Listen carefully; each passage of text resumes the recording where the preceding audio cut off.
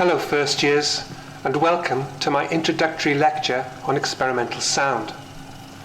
The purpose of this presentation is to provide you with a selective overview of the history of experimental sound from the establishment of its concept in 1913 with the release of Luigi Russolo's Futurist manifesto, The Art of Noises in the Acoustic Age, through the musique concrète of Pierre Schaeffer in the analog age, up to the arrival of digital sampling, allowing Russolo's concept of noise-sound composition to be fully realized with the art pop music collective The Art of Noise and the Fairlight Music Computer, which heralded the dawn of the digital age. You are all children of the digital age. I'm a refugee from the analog age, and I'm here to guide you through the history of avant-garde sound practices and the developments in technology that enabled them. One thing is clear: the avant-garde experimentation of the 20th century has become the mainstream pop music of today, and, as you can see, everything is artifice. Okay, let's rock and roll.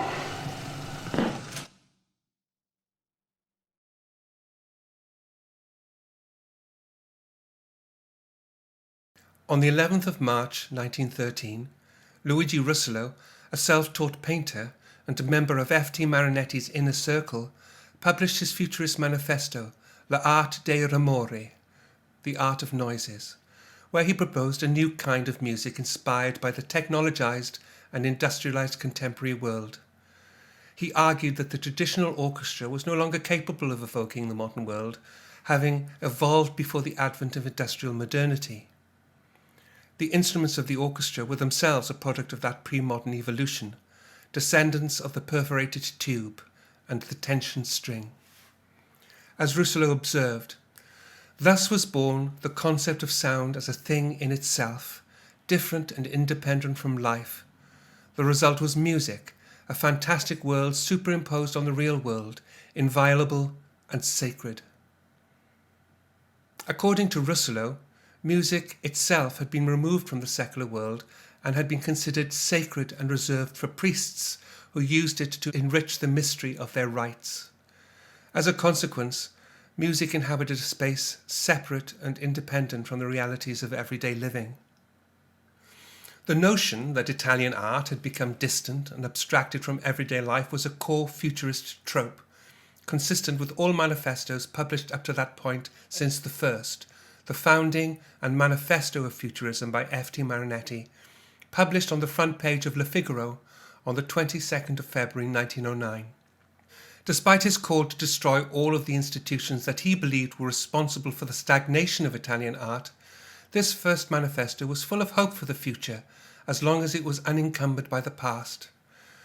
Marinetti believed that artists, with their superior creativity, intuition and vitality, had an important contribution to make to the process of social and political renewal. Published 4 years later, L'Art dei Rumori follows this exact template. Russolo, after his criticism of the traditional orchestra, advocates the introduction of a new section to the conventional orchestra comprised of new instruments capable of evoking the contemporary world.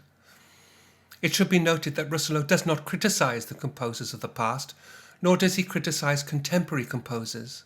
In fact, he expresses sympathy for them as they struggle to create new music with old tools dating from the agrarian age. These proposed new instruments would be able to produce new sounds derived from the noises to be found in industrial and urban centres, which he labelled sonori rumori, noise sounds. Not only would these new instruments be capable of evoking the modern world, they would have enharmonic functionality, unbound by the restrictions of the classical 12-note tempered system. In his manifesto, Russolo confidently states that these new instruments would not be difficult to produce, and indeed predicts to some significant degree the extent of their functionality. And I quote, "The practical difficulties involved in the construction of these instruments are not serious. Once the mechanical principle that produces a noise has been found, its pitch can be changed through the application of the same general law of acoustics. It can be achieved, for example, through decreasing or increasing of speed, if the instrument has a rotary motion. If the instrument does not have a rotary motion, it can be achieved through differences of size or tension in the sounding parts. The instruments Russolo constructed in pretty short order were mechanical in design and construction. Indeed, their manufacture harked back to a different age of artistic reform, the Renaissance, and they owe far more to the design of theatre stage machinery of the 19th century than they did to 20th century modernity. There is absolutely no modern technology employed in the design and construction of these intonoromori, or noise intoners.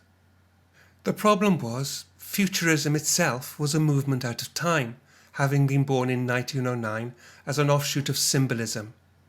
It was still the acoustic age, where gramophones and phonographs had yet to be electrified, so audio was captured through the use of a resonating horn, which compressed the signal enough to inscribe that signal onto a wax master through the use of a stylus attached to a membrane.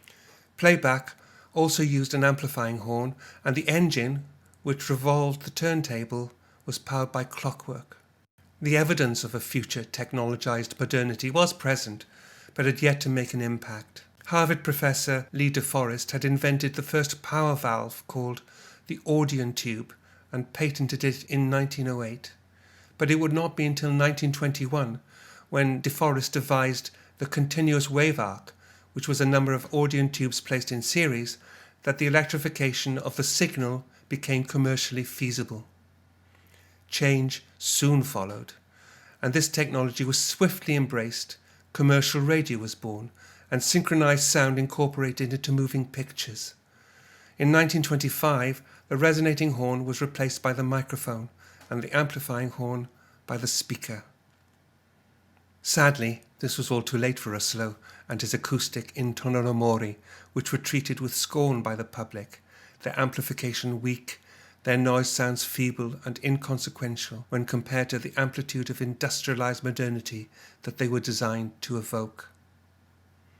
However, Russolo is now regarded as the originator of the notion of a sound art, separate and distinct from conventional music, and his influence would grow throughout the 20th century until his concept of noise sound composition became fully realized in the early 1980s by a British noise art collective using a brand new piece of technology. But more on that later. For now, it's time to wave goodbye to Luigi Russolo and his futurists.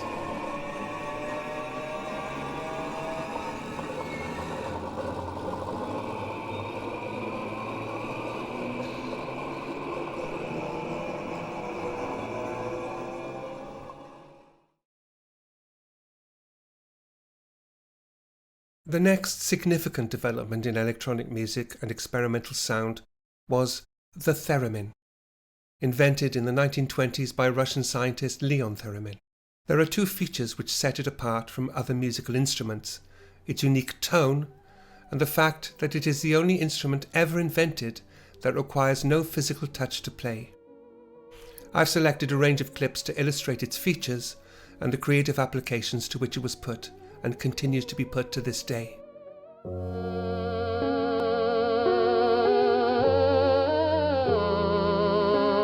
Hi, I'm Albert Glinsky. I'm the author of the biography of Leon Theremin, Theremin, Ether Music and Espionage.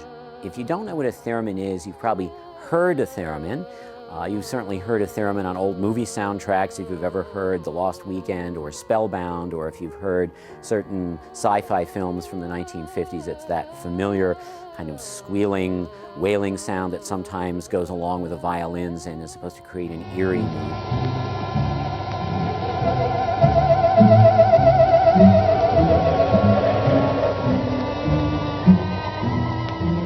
Certainly the most unique instrument that's ever been invented. When Leon Theremin first created this instrument and started taking it around and demonstrating it in Russia in the 1920s, it created a sensation. He brought it to Europe and it created a sensation, and he brought it to the United States and it created a sensation, probably because it's the only instrument that you actually play without physically coming into contact with any part of the instrument. It's all played with your hands moving through the air.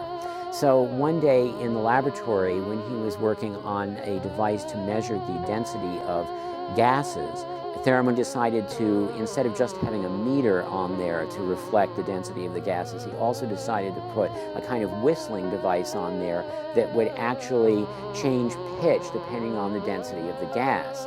And then as he was working with it, he found the same principle of radios of that time, which many people are familiar with, that the natural body capacitance affects the circuit in such a way that not only was the whistle going off for the density of the gases, but the introduction of his hand into that field would also affect the overall pitch. And so he got it to the point where he could actually play a melody on it through the introduction of his hand into the electromagnetic field around the gas meter, called other people from the laboratory around and said, "You've got to hear this." And so, of course, the next step was to actually build the vertical and horizontal antennas.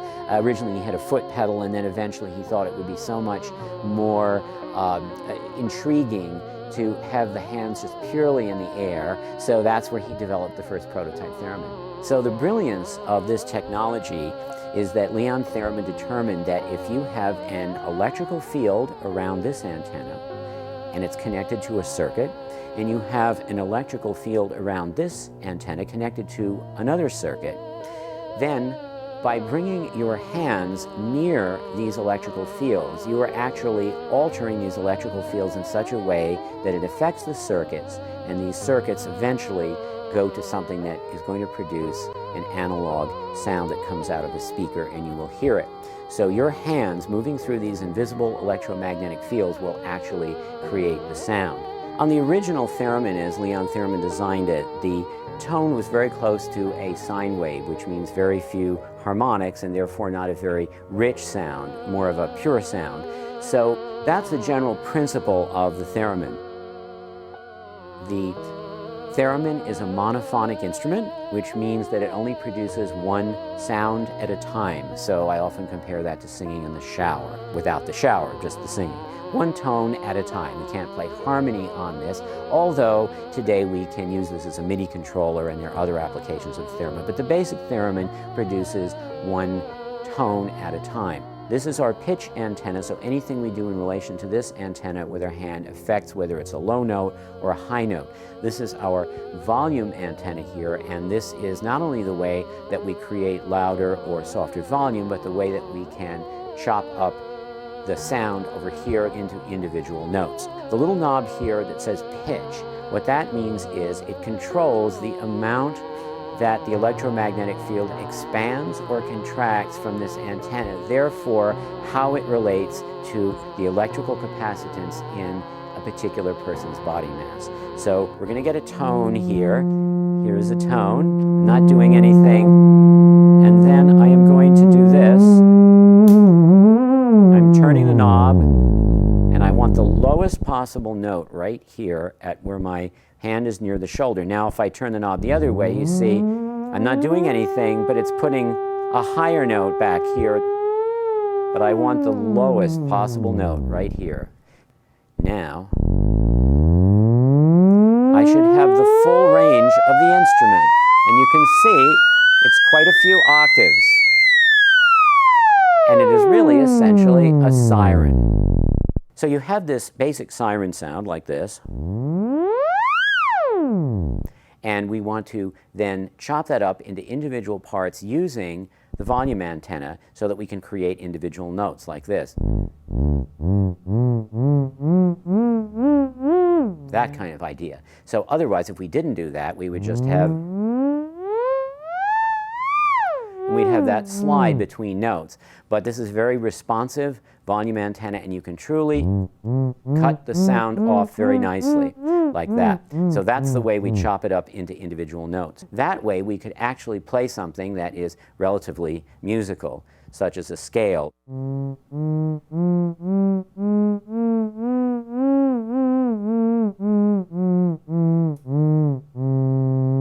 We can also add a vibrato to the sound like this.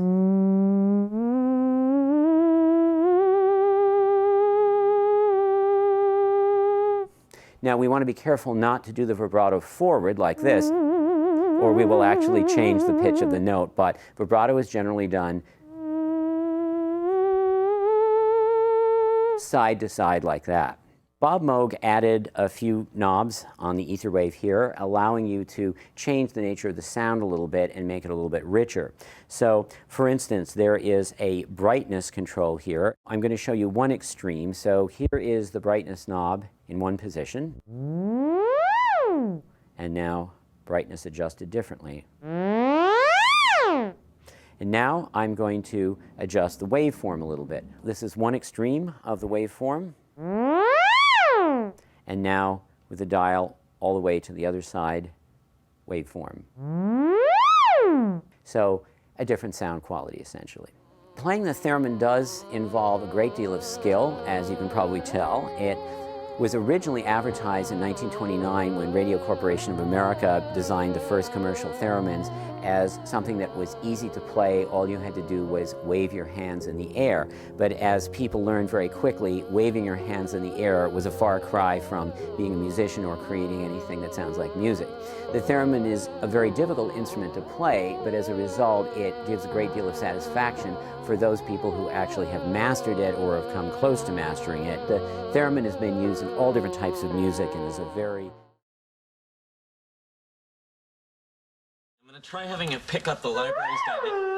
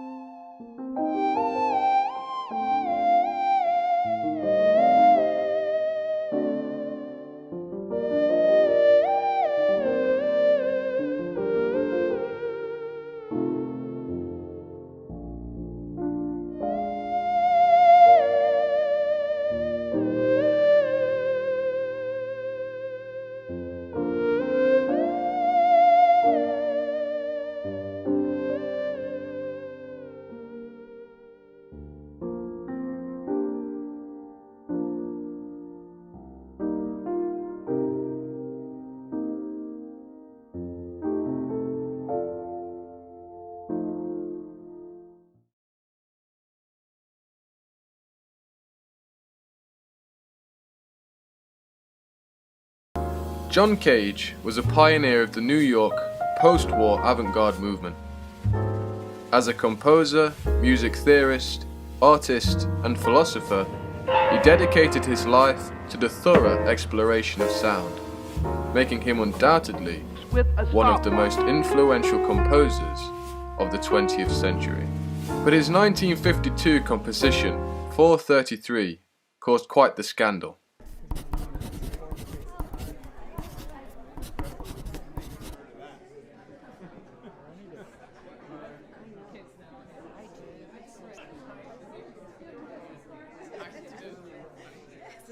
As David Tudor took to the stage and sat before the piano, the audience obviously anticipated hearing the twinkle of its keys.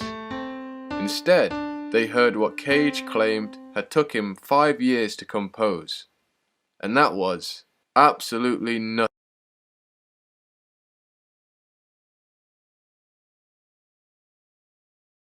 Or so they thought.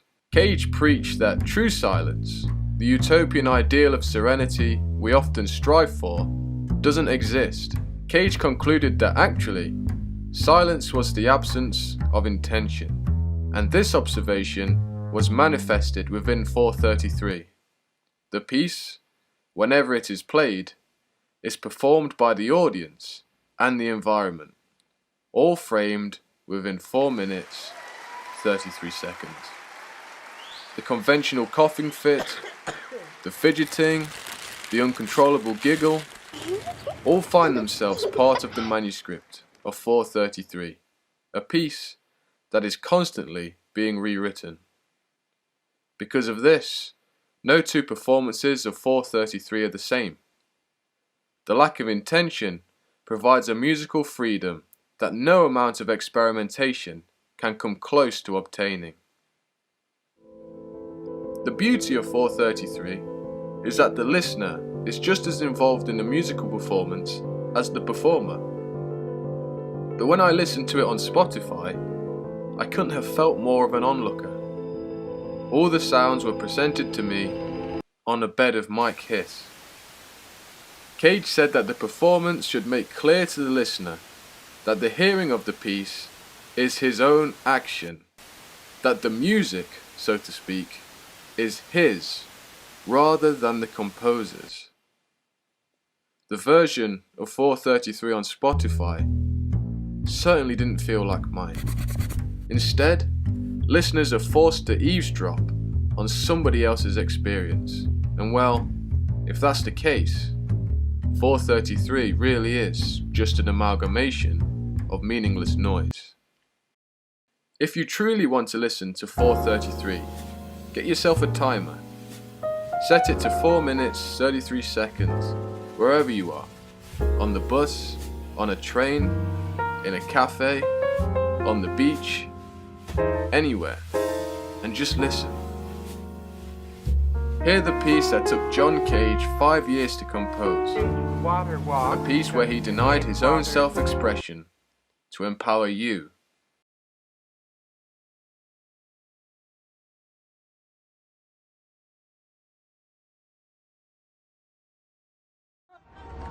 When I hear what we call music, it seems to me that someone is talking, and talking about his feelings or about his ideas of relationships. But when I hear traffic, the sound of traffic here on 6th Avenue, for instance, I don't have the feeling that anyone is talking. I have the feeling that sound is acting. And I love the activity of sound. What it does is it gets louder and quieter, and it gets higher and lower, and it gets longer and shorter. It does all those things which I'm completely satisfied with that. I don't need sound to talk to me. We don't see much difference between time and space. We don't know where one begins and the other stops. So that most of the arts we think of as being in time, and most of the arts we think of as being in space. Marcel Duchamp, for instance, began thinking of time thinking of music as being not a time art but a space art. And he made it a piece called Sculpture Musicale, which means different sounds coming from different places and lasting, producing a sculpture which is sonorous and which remains. People expect listening to be more than listening. And so sometimes they speak of inner listening, or the meaning of sound. When I talk about music, it finally comes to people's minds that I'm talking about sound that doesn't mean anything, that is not inner, but is just outer. And they say, these people who understand that finally say, you mean it's just sounds? Thinking that for something to just be a sound is to be useless. Whereas I love sounds just as they are. And I have no need for them to be anything more than what they are. I don't want them to be psychological. I don't want a sound to pretend that it's a bucket, or that it's a president, or that it's in love with another sound. I just want it to be a sound.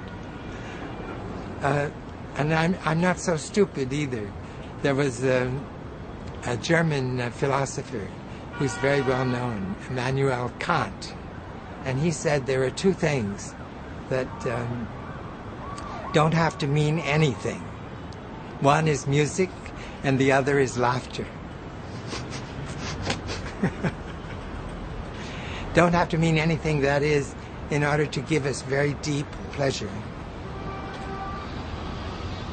Oh, you know that, don't you? The sound experience, which I prefer to all others, is the experience of silence. And the silence almost everywhere in the world now is traffic. If you listen to Beethoven or to Mozart, you see that they're always the same. But if you listen to traffic, you see it's always different.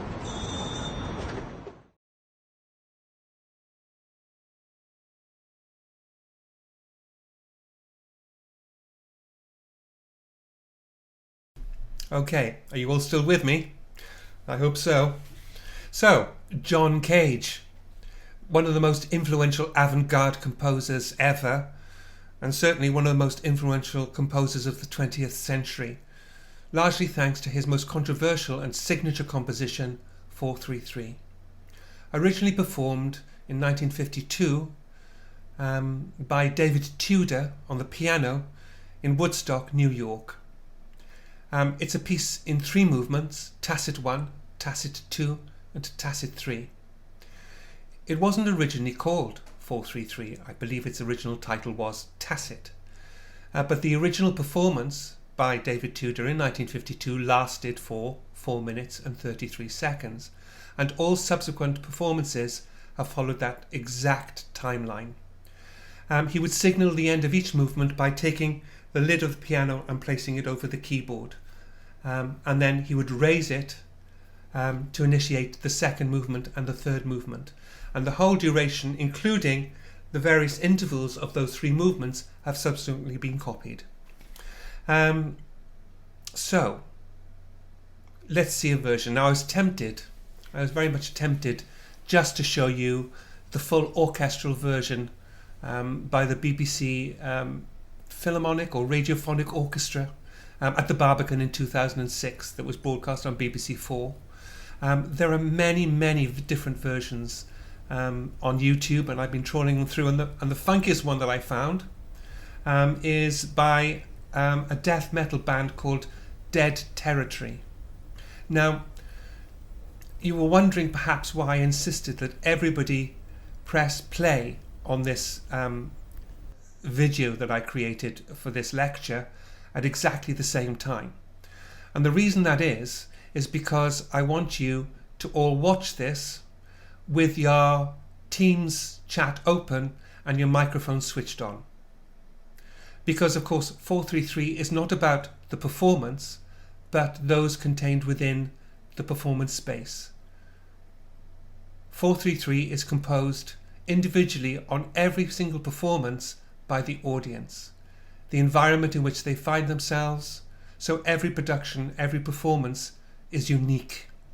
So I'd like you to switch your microphones. You don't have to switch your cameras. I'd like you to switch your microphones on. This is just for you. We're not going to record it, so that when you are watching the piece, you are listening to all of the sounds in the virtual space. This might be the very first performance of 433 online in a virtual space rather than a real physical space, as was originally conceived by John Cage. Last year, one of my sound students, not for sound but for his praxis, performed 433 on a ukulele to a blended audience. There were those physically present in the room, and there were those attending online, because of course we were in lockdown at the time. And that was very interesting as part of his research into environmental sound. I was tempted to put that on, but no, we're going to go for the death metal cover. So, ladies and gentlemen, I give you 433 by John Cage as performed by death metal band Dead Territory. The performance begins at the end of the drum roll and the whoa sound by the drummer.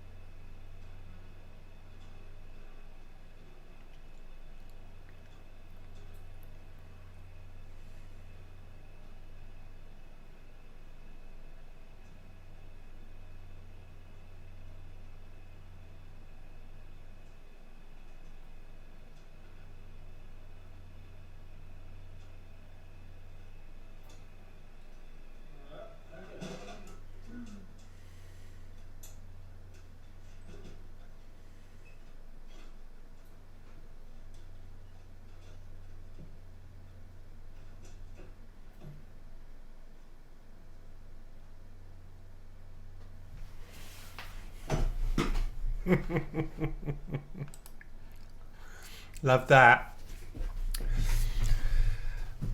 I was trying to work out how they signalled the end of each movement, and I think the first one was the obvious one, which was the little rim shot on the cymbal. I think the second was when the guy with the really funky guitar and the goatee switched off his distortion pedal, so that noise ended. I always spend most of my time thinking, now who's the one who writes all the songs?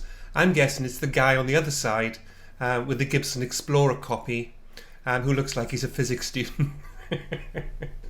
Okay, so there we are, 433, one of the most significant compositions of the 20th century, designed for us to become aware of our surroundings, wherever they may be, with whoever we may be sharing it with.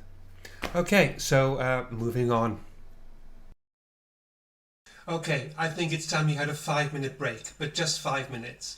Don't switch this video off. I've got a 5-minute track that's going to run, and at the end of it, I expect you all to be back and ready for part 2, which will be shorter than part 1. Okay, so I'm going to start now, and you should hear me counting you down to the 5 minutes at the end of this.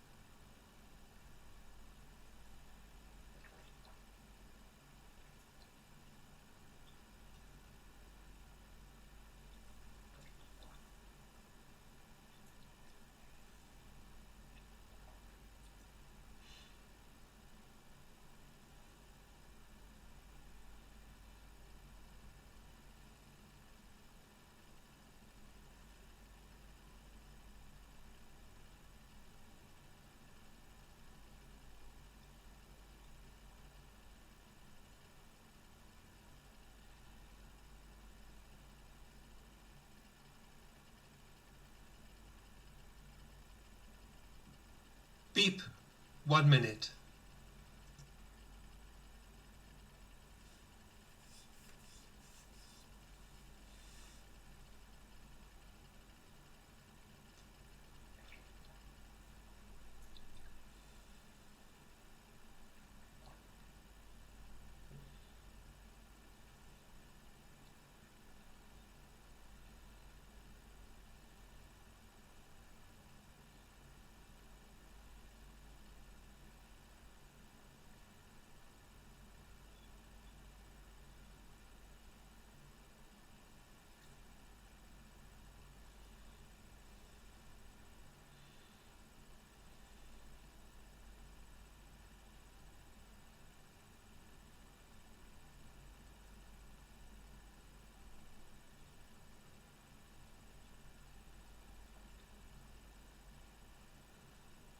Beep, 2 minutes.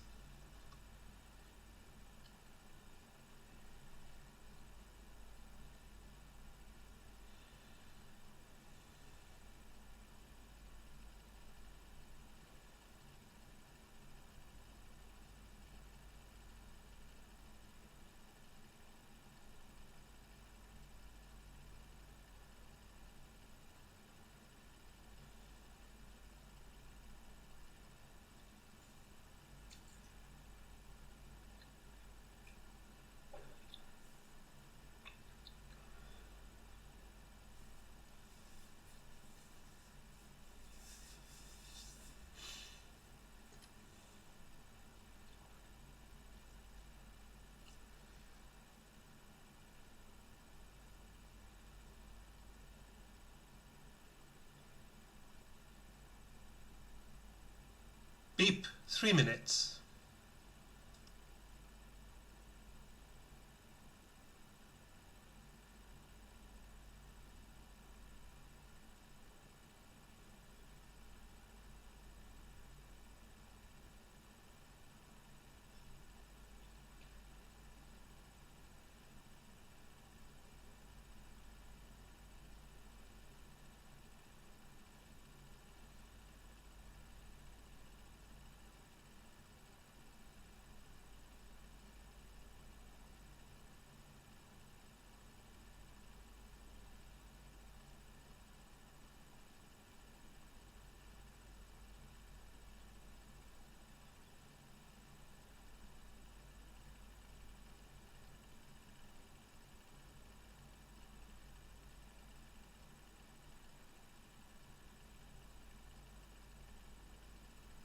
Beep. 4 minutes. You have 1 minute to go.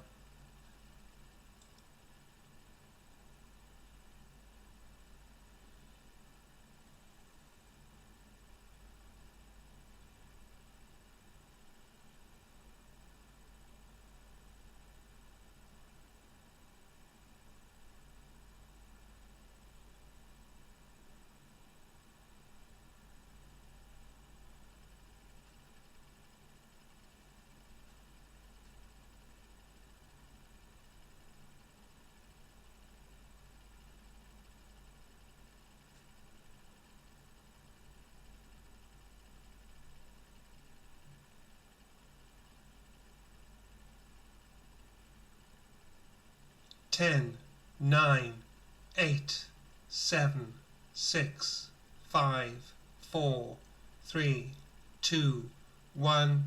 Okay, everybody back, please. Everybody back and listening. Okay, so you're back.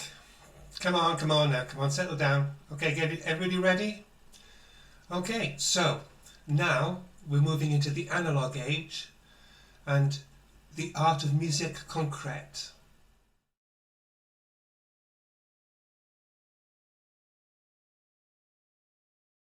We now turn to the next significant development in sound art, musique concrète. This is a process where non-musical sounds are combined to create something new. In many ways, this technique also pointed towards the contemporary concept of sound design, but that's for another lecture. The artist responsible for the establishment of concrète techniques was Pierre Schaeffer. He began his experiments using closed-loop gramophone records, where he purposely scratched the discs so that they would constantly repeat just one groove. However, this technique didn't realize full fruition until after the commercial release of reel-to-reel tape recorders in 1948. This allowed Schaeffer to construct tape loops. He would make a range of loops and then mix them in and out using a primitive mixer.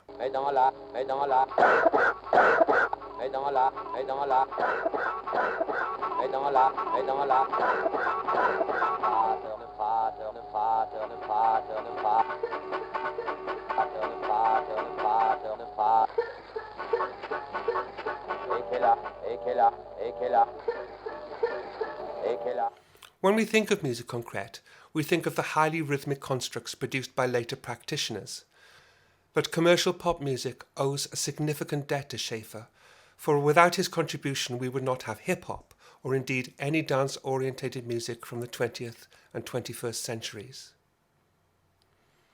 One commercial band who adopted Schaeffer's less rhythmically regimented approach to concrète was the Beatles, with their 1966 track Tomorrow Never Knows. I can't play you this track because of the commercial restrictions applied by YouTube. However, I can show you some of the sounds they employed on that revolutionary track. Up in the control room in Studio 2 will be Jeff Emmerich and George Martin, John and Paul, and they will literally be mixing in these loops in and out. They will be performing these loops live. It's wild. Again, 1966, incredible, right? So the 5 loops that were chosen, what were they? Well, I'm going to try and isolate them now for you. Here's what the first loop sounded like. I think it was someone laughing that was recorded. Here's what it sounds like normally.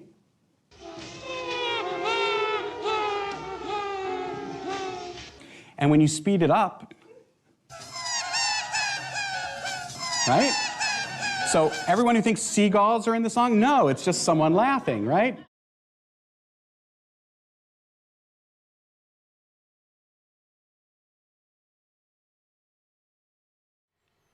Thanks in large part to Schaeffer and Stockhausen, we get the establishment of the BBC Radiophonic Workshop in the late 1950s and the next great practitioner of noise music and my personal hero, Delia Derbyshire, who incorporated concrète techniques of Schaeffer and the electronic experiments of Stockhausen to produce one of the most famous and enduring television theme tunes ever.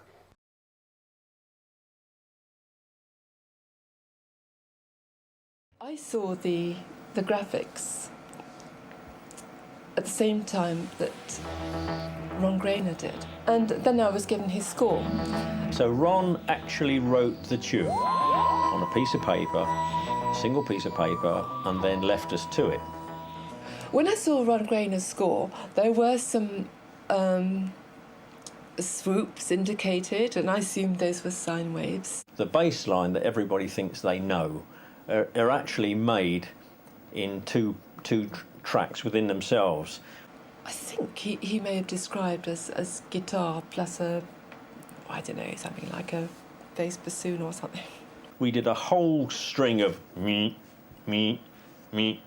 which when we played with the dun da dun dun da dun, I can't sing it, but they went together as a pair.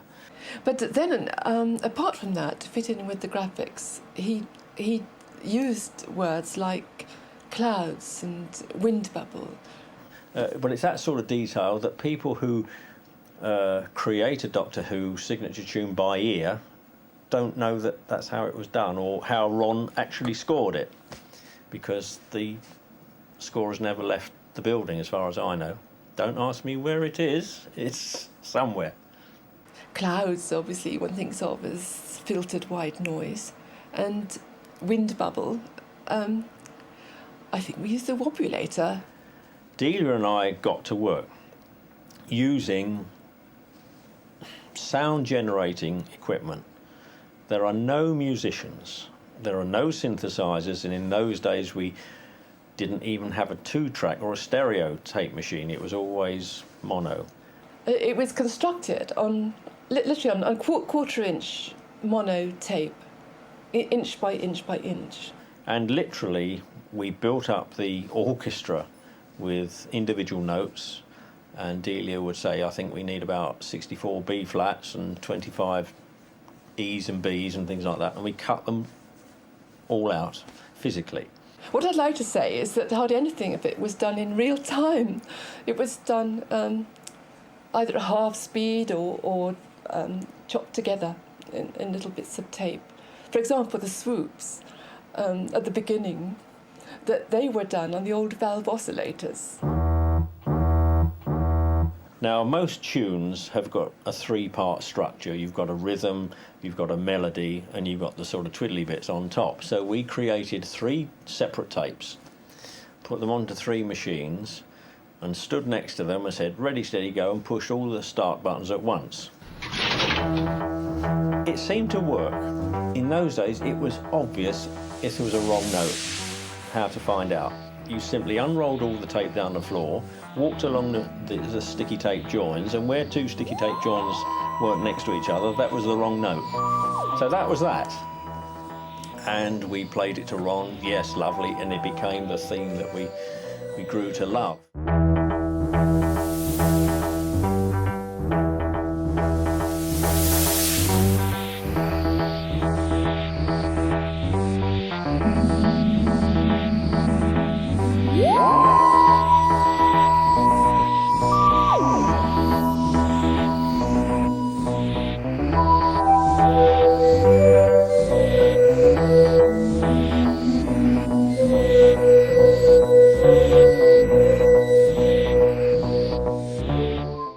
I must confess, I feel quite guilty because I've missed out so many important people on this whistle-stop journey. I've jumped over Piet Mondrian, Edgard Varese, the great Daphne Oram, founder of the BBC Radiophonic Workshop, Wendy Carlos, and so many, many more. But now we will jump from the analogue age to the digital age, where we still reside. The key technological development was by an Australian company, Fairlight, and their music computer that allowed the recording of any sound for playback on a music keyboard. This changed everything, seriously, everything. The technology allowed practitioners to evolve the experimental sound art of the 20th century and apply those techniques digitally within mainstream commercial music practices. This week, Australia's biggest ever computer exhibition was held in Sydney. For 3 days, the display centre at Centrepoint was filled with silicon chips and floppy disks and liquid crystal display units. Now, for my money, the star of the show was this, the Fairlight computer musical instrument. It's $26,000 worth of electronic wizardry that's been developed over the last 5 years by Kim Ryrie and Peter Vogel. Peter, Bart, show us. If he wanted a particular sound, the sound of a church bell or a trumpet or a violin, what does he do? Well, in those circumstances, we can simply plug a microphone into the machine and tell it, OK, computer, here's a sample of the sound that I want. See what you can do with it. So, for example, with the human voice, we can say, blah. And there's a picture of that blah. Right, so that's the trace of that, and you can then put that through the unit? Blah, blah, blah, blah, blah. That's rather cute, isn't it? What about natural sounds, if you want to get the sound of the sea built into a piece of music, something of that sort? I've got something here which is quite a good example of that. This is a group of natural sounds which were recorded by this technique, but then used in a musical sort of way. And this was done by a Sydney composer who was writing a piece for an experimental theatre work in which the scene was someone making a cup of tea. And it had to be reminiscent of making tea and also be music at the same time to fit in with the whole thing. Right. So what the machine's loading now is the sounds of making tea. We've got first of all pouring water. Then we'll throw the spoon in, stir it around a bit. And you can play those sounds like a piece of music. Right, they're pitched to the keyboard. Or you can have them simultaneously. That's rather delightful. And finally, remember Luigi Russolo? Well, his ambition finally reached fruition with a band called The Art of Noise and their track Close to the Edit, where they enacted his futurist manifesto by destroying orchestral instruments and replacing them with noise sounds.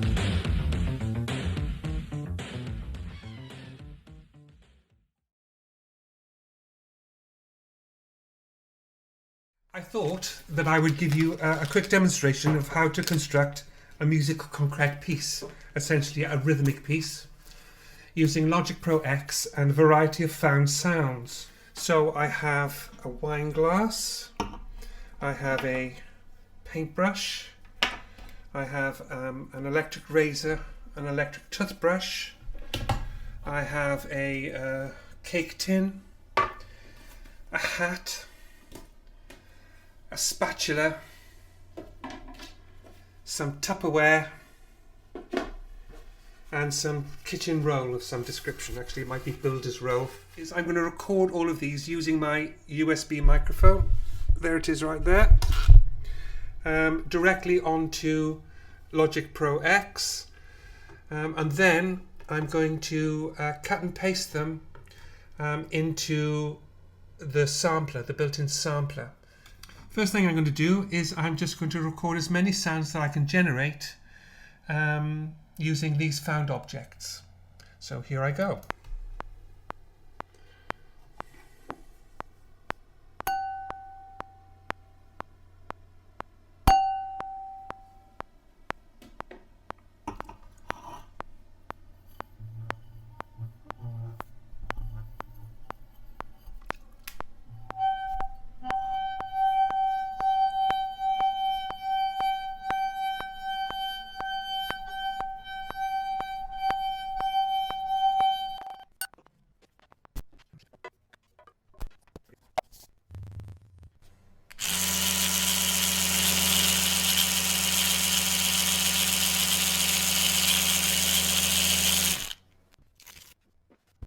And there you have it. So I've got a range of sounds. Let's play those back.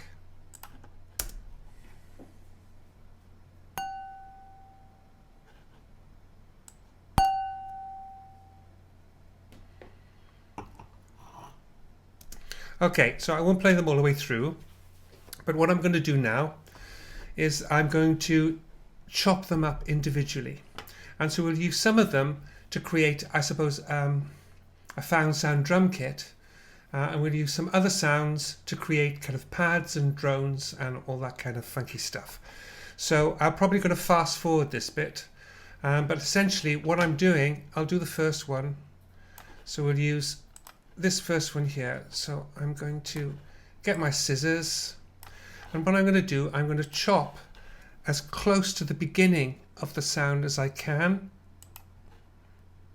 like so, because when you put that into a sampler, it plays the clip. So if there's a bit of a gap before the sound begins, it'll play that gap. I'm just going to repeat this process all the way through. Okay.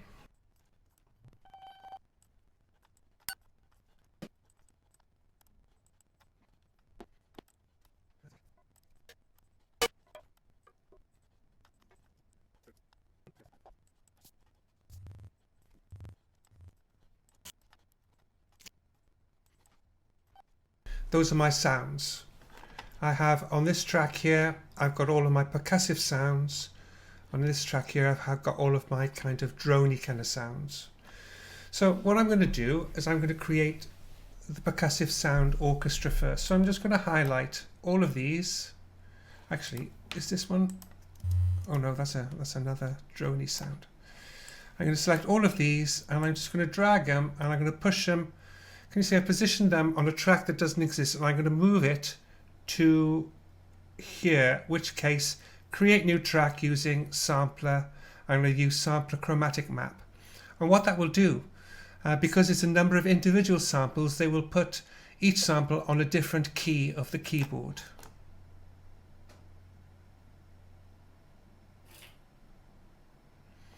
And there we have it, beginning at C1, which is the bottom C. I forgot to use the hat. So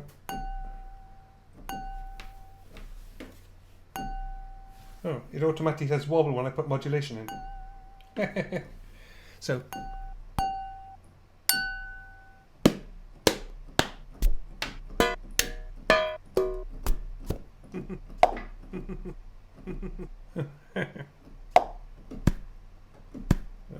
that's a bit late coming in. I can actually trim that down so it comes directly in on time.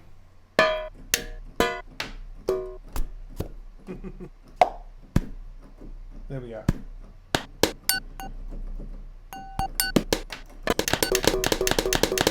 Okay, so that's all fine.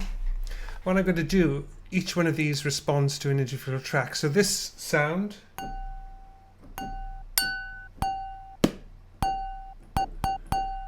I quite like that one actually. That's the one I'm going to do. So what I want to do, I'm going to change the pitch. So I'm going to lower the pitch.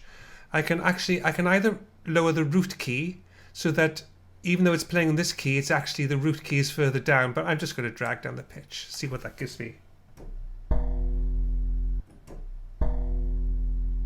I kind of like that.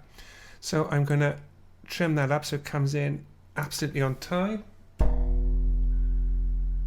I'm going to put the volume up a bit to give it a little bit more welly.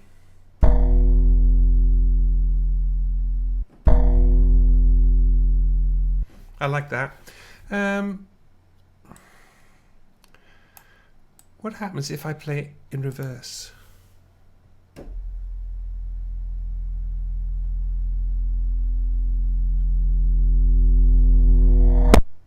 It's a bit clicky at the end. Maybe I should trim that, fade that in a bit, play that again actually. Let's see what that sounds like.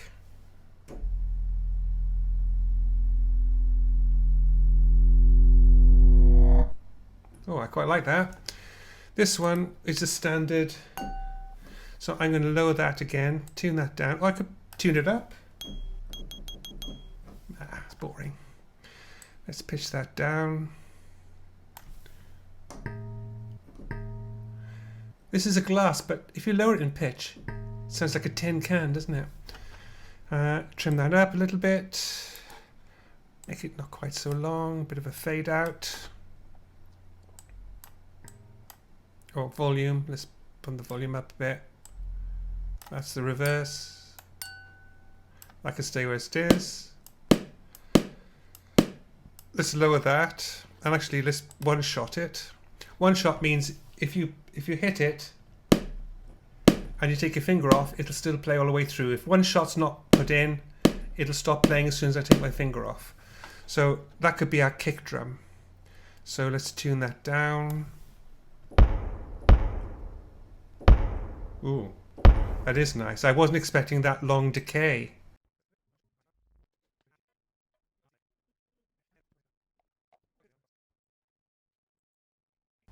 So there we have it. So I've got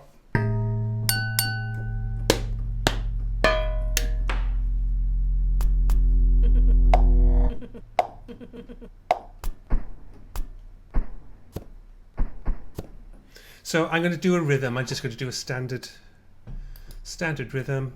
So I'm going to mute these now because I don't want those playing back. Let's have there we are, 120 beats per minute. That's kind of rock pop BPM. BPM standing for beats per minute. So I have my click track on so I can play to it, and I'm just going to do a little rhythm.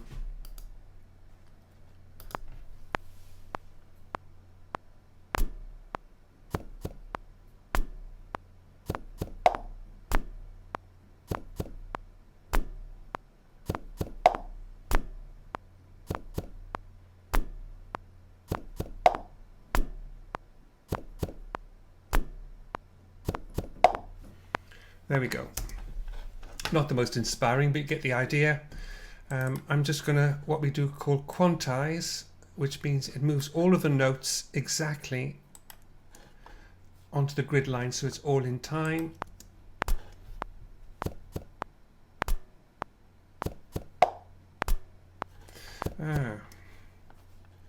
Oh, that'll do. What the hell? And you notice, remember how difficult tape loops were? This is how we loop in the digital domain, like so. There we go. So I'm going to duplicate this track now and see if I can have anything else.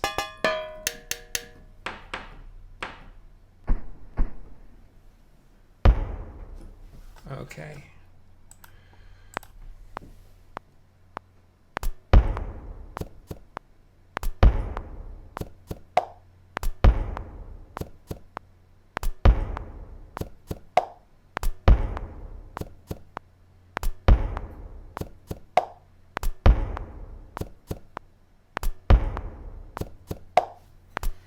Okay, one of those noises is really annoying me because it's not locked in tight.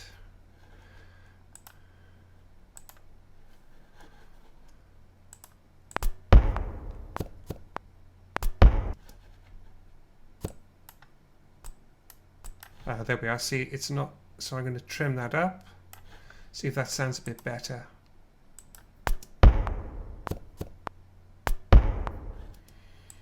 Okay, I'm going to quantize these.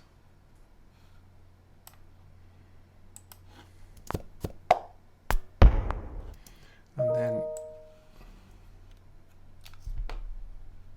let's put a bit of plugins on this. So this one is a bit dull. So I'm going to add, let's have a little bit of echo. See what I got. Let's have.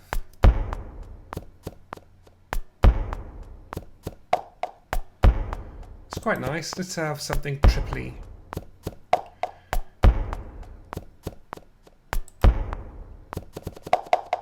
Ooh, no.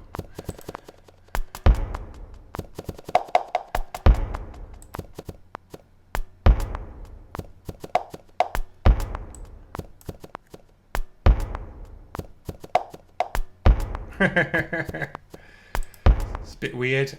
Let's have something else. Let's put a bit of modulation on. Let's put,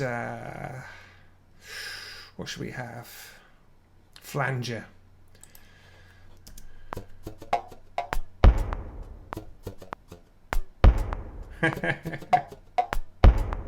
Okay, and in this one here, I'm going to put a wodge load of delay, reverberation. Let's use Chromaverse because that's the prettiest plugin. There we go. And let's have, ooh, halls. Let's have a... Oh, let's have something big. Cathedral. Let's have cathedral. Works for me. Let's see how that sounds.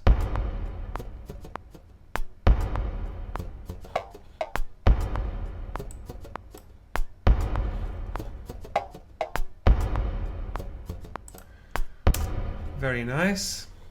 Okay, I'm going to duplicate the track again. What else have I got?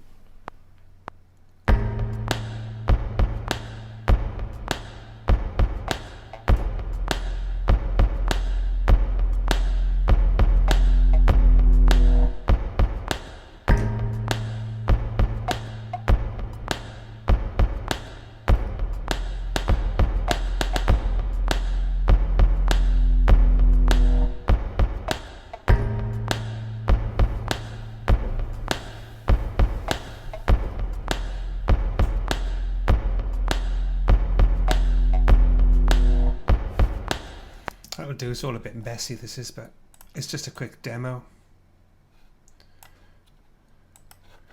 Let's have that. I want something a bit funkier for this. So I'm going to add a little bit of delay onto this.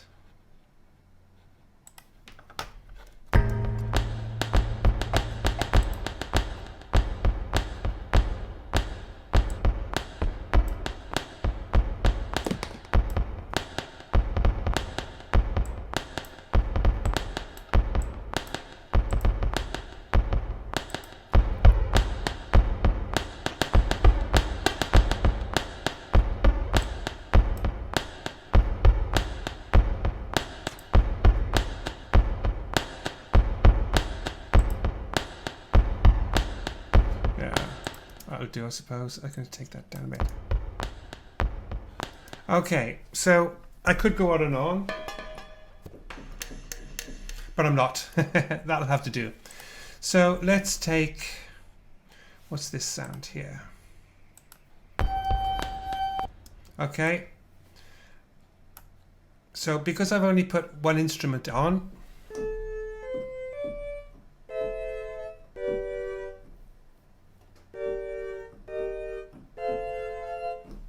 so let's try that. Let's have a little bit of some nice reverb.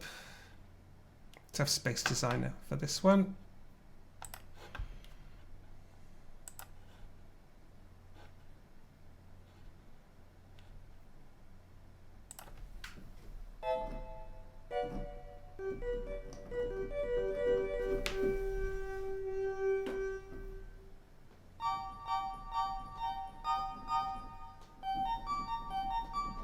Actually, why don't I put an ARP in? An ARP is an automatic arpeggiator.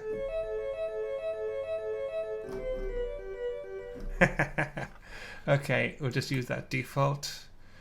So let's have...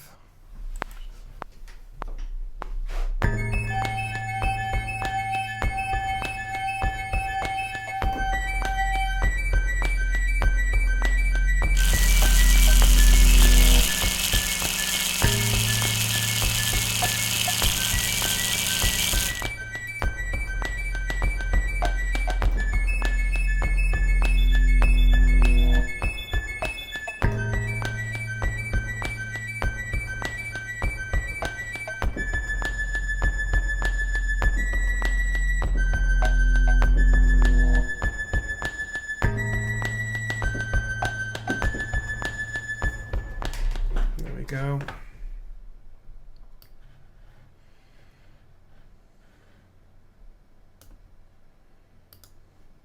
And let's have, sorry, I had this playing, I forgot to, this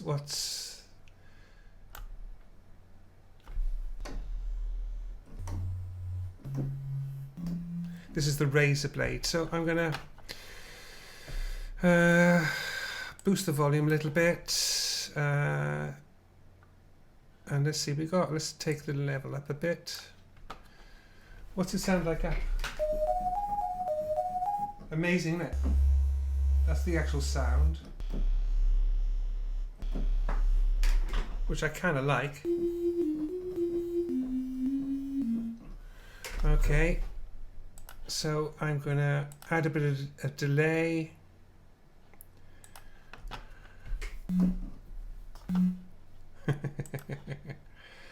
Let's have a simple filtered, sweeping, dotted filter pan.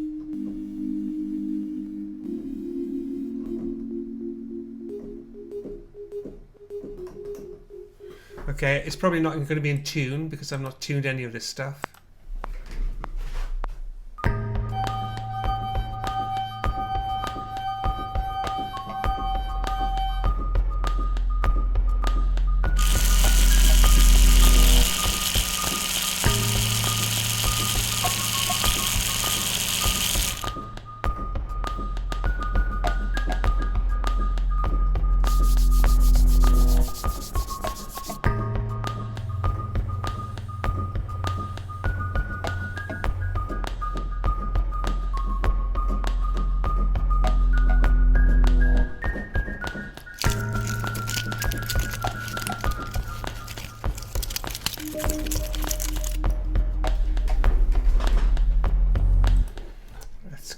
That a bit. Okay, what else have I got? Okay, let's have that crackle, and let's have a quick sample original. There we go. So let's have a little bit of texture. So I'm going to take it right down as low as I can. And put the volume up a little bit. Take the one shot out.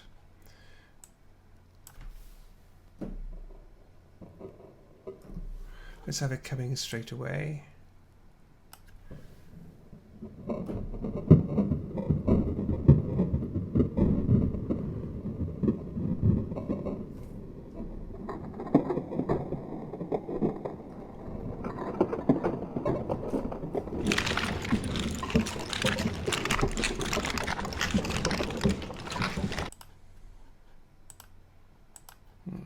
Okay.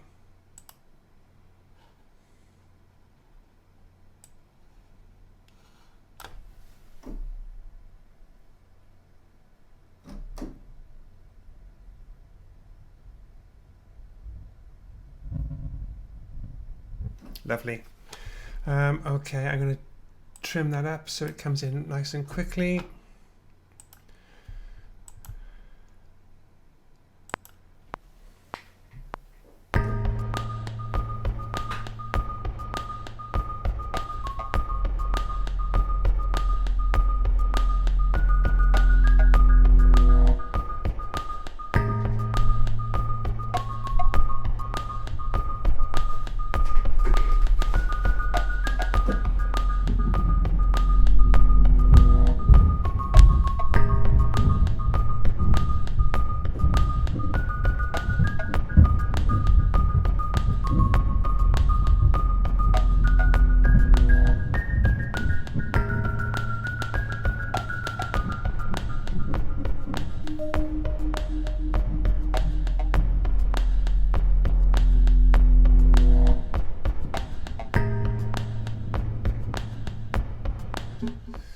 Okay, I'll record something there.